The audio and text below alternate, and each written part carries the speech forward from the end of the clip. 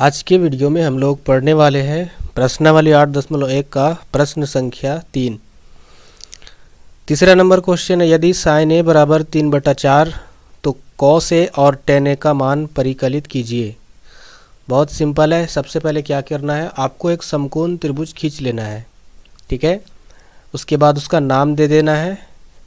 हम इसका नाम दे रहे ए, इसको बी दे रहे, इसको सी दे रहे हैं, ठीक है। एक समकोण त्रिभुज खींच लेना है। खींचने के बाद क्या करना है, जो भी क्वेश्चन में आपका दिया हुआ है उसको आप लिख दीजिए। तो प्रश्न में आपका क्या दिया हुआ है, हल लिख लेते हैं। सबसे पहले हल लिखने के बाद आपका प्रश्न में दिया हुआ साइन ए का मान, साइन ए बराबर 3/4 है, ठीक है। सारा मान इसी से सॉल्व होगा, ध्यान से देखिए। इसके बाद हमको निकालना क्या है, हमको निकालना है कॉस ए का मान और टेन ए का मान, ठीक है। आराम से निकलेगा। देखिए यहाँ सबसे पहले निकालने से पहले हम लोग क्या जानते हैं, साइन ए बराबर का फॉर्मूला हम लोग जानते हैं, क्या होता है, P/H यानी कर्ण बटा लंब बटे कर्ण। अब हम इस लंब बटे कर्ण को 3/4 के बराबर हम लिख सकते हैं, क्योंकि साइन ए बराबर भी P/H होता है और साइन ए बराबर भी 3/4 होता है। तो हम 3/4 के बराबर ये फॉर्मूला लिख सकते हैं, क्योंकि साइन ए बराबर P/H होता है। अब देखिए यहाँ पर हम इसकी तुलना कर रहे हैं। जब तुलना करेंगे तो क्या होगा, P के बराबर हम 3 को मान लेते हैं और H के बराबर 4 को मान लेते हैं। तो यहाँ पर मेरा P का मान 3 निकल कर आ रहा है और H का मान 4 निकल कर आ रहा है, ठीक है। यानी 3 और 4 ये मेरा P और H आ गया। P का मतलब होता है परपेंडिकुलर मतलब लंब होता है। तो ये इसको हम लंब मान लेते हैं, ये 3 है। और H यानी हाइपोटेनियस क्या होता है, कर्ण, हम इसको 4 मान लेते हैं। ये है आपका कर्ण। 90 डिग्री के सामने वाली जो भुजा होती है वही आपका कर्ण होता है। अब यहाँ पर एक भुजा तो दिया हुआ नहीं है, वो तो हमको निकालना होगा। वो क्या है, आधार। हम लोग क्या जानते हैं, पाइथागोरस प्रमेय, समकोण त्रिभुज में भुजा यदि नहीं दी हो कोई भी एक भुजा, तो हम लोग क्या नियम लगाते हैं, पाइथागोरस प्रमेय का। तो सबसे पहले हम लोग क्या करेंगे, पाइथागोरस प्रमेय को यूज़ करेंगे। तो लिख देंगे सबसे पहले पाइथागोरस प्रमेय से।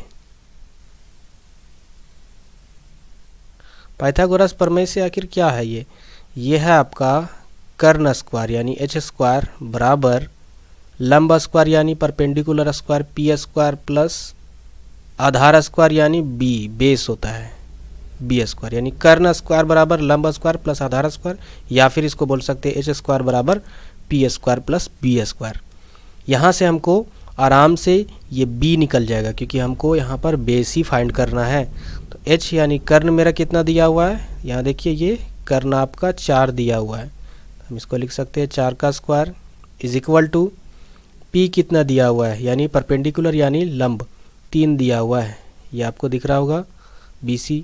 हम यहाँ लिख सकते हैं 3 का स्क्वायर प्लस B तो हमको निकालना है, तो B का स्क्वायर लिख देंगे।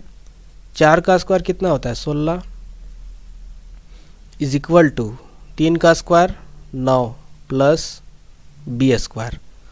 अब देखिए हमको सिर्फ B का मान निकालना है, तो 9 को इधर हम भेज देंगे तो संख्या की तरफ चल जाएगी 9, तो 16 माइनस 9 हो जाएगा। क्योंकि ये देखिए ये B के साथ प्लस के रूप में रिलेशन है, इसका संबंध इसके साथ प्लस के रूप में है, तो ये बराबर के इधर ही जाते ही ये माइनस में बदल जाता है, इज इक्वल टू B²। अब देखिए 16 में 9 घटेगा तो कितना बचेगा, तो 16 में 9 घटेगा तो आपका बचेगा 7, इज इक्वल टू B²।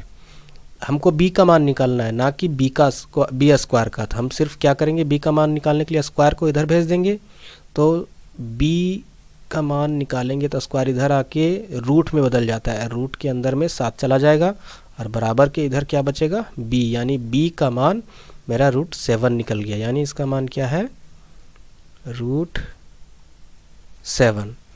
इसके बाद क्या करना है, तीनों भुजाएं निकल गई। अब हमको कॉस ए का मान फाइंड करना है और टेन ए का मान निकालना है, ठीक है। तो वीडियो में बने रहिए, देखिए हम कैसे निकालते हैं। अब क्या करेंगे, कॉस ए का मान निकालेंगे। देखिए बहुत ही सिंपल है। सबसे पहले लिख दीजिए कॉस ए। अब ये कॉस ए बराबर क्या होता है, कॉस ए बराबर होता है बी बटा एच। बी क्या होता है, आधार होता है, एच क्या होता है, कर्ण, यानी आधार बटे कर्ण। ठीक है, बी बटा एच। बी मेरा यहाँ पर क्या है, आपका ए बी है। ए बी कितना है, √7। हम इसको लिख सकते हैं √7 बटे एच यानी कर्ण। कर्ण मेरा क्या है, कर्ण ये है आपका IC, ये है आपका 4, यानी √7 बटे 4 आपका कोस ए का मान आ गया, पहला का आंसर आ गया। दूसरा हमको क्या निकालना है, tan ए का मान। सब क्या लिखेंगे, tan ए लिखेंगे।